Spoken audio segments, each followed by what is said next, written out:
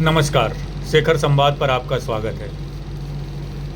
पिछले दिनों राहुल गांधी का एक बयान आया है। इलेक्शन कमीशन पर दिया गया बयान चर्चा में है।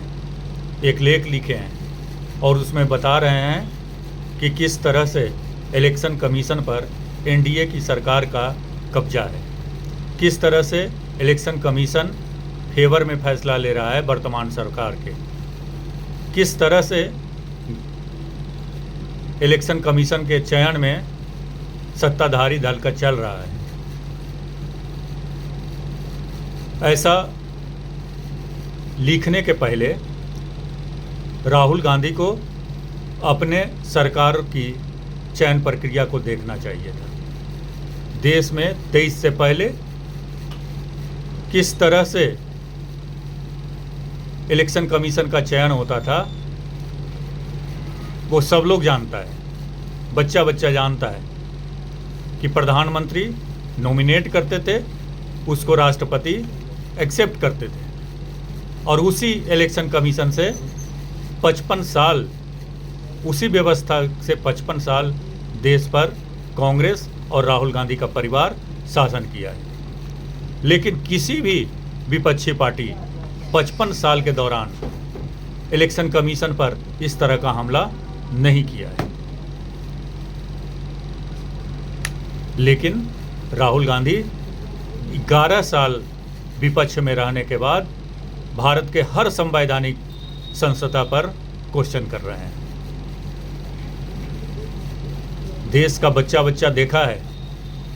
आप लोगों के घर में 50, 60, 70 साल के लोग हैं और वो आप पूछेंगे तो बताएंगे कि कांग्रेस के राज्य में इलेक्शन कैसे होते हैं, इलेक्शन कैसे होते आया।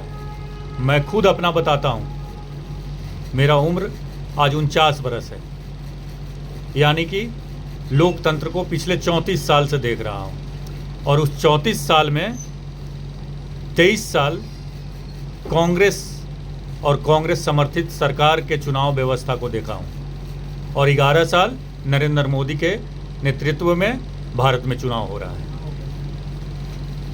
सबको पता है कि इनके राज्य में चुनाव कैसे होता था।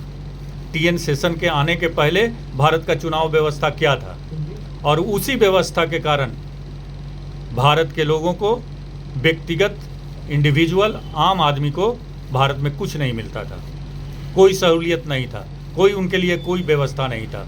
सारा व्यवस्था चंद मुट्ठी भर के लोगों के लिए था और यही कारण था कि देश में नक्सलिज्म का पैदाइश हुआ। यही कारण था कि क्षेत्रवाद पनपा। जब से नरेंद्र मोदी आए हैं, भारत के हर संवैधानिक संस्था निर्भय होकर कार्रवाई कर रहा है, आम आदमी को सहूलियत दे रहा है और खास आदमी पर हर तरह का कार्रवाई जो संभव है वो किया जा रहा है और जनता संतुष्ट है, तभी बार बार नरेंद्र मोदी को चुन रहा है। बूथ लूटते देखे हैं हम। बूथ में एक आदमी पूरा बूथ का वोट देता था, वो देखे हैं हम। और कई तो ऐसा चित्र उनके परिवार का आया है। राजीव गांधी का एक फोटो आया है चुनाव देने के दौरान, वो पूरे भारत में वायरल है। राजेश खन्ना का चुनाव था नई दिल्ली में और बूथ पर सोनिया गांधी, राहुल गांधी के पिताजी राजीव गांधी और राजेश खन्ना किस तरह से बूथ में वोटिंग कर रहे हैं, वो तस्वीर पूरा दुनिया देख रहा है और वही तस्वीर पूरा भारत का था। राजीव गांधी का सिर्फ नहीं था, पूरे भारत में चुनाव व्यवस्था कांग्रेस के रीजन में वही था। जो ताकतवर था, जो समर्थवान था, जो बाहुबली था, उसका लोकतंत्र था। आज आम आदमी का लोकतंत्र है और उसका अंतर भी दिख रहा है। बाहुबली जेल में जा रहे हैं, ताकतवर लोग पर ईडी का कार्रवाई हो रहा है और आम आदमी को सहूलियत मिल रहा है। तो राहुल गांधी लिखने के पहले बोलने के पहले ये ज़रूर सोच लें कि उनके बाप दादा और उनके कांग्रेस के सरकार में कोई भी व्यवस्था कैसे चल रही थी और आज कैसे चल रहा है वो भी समझ लें। जनता समझ रही है, तभी बार बार नरेंद्र मोदी को चुन रही है, और जब तक नरेंद्र मोदी है तब तक कांग्रेस की न दाल गलने वाली है, न राहुल गांधी के सिर पर ताज मिलने वाली है। धन्यवाद।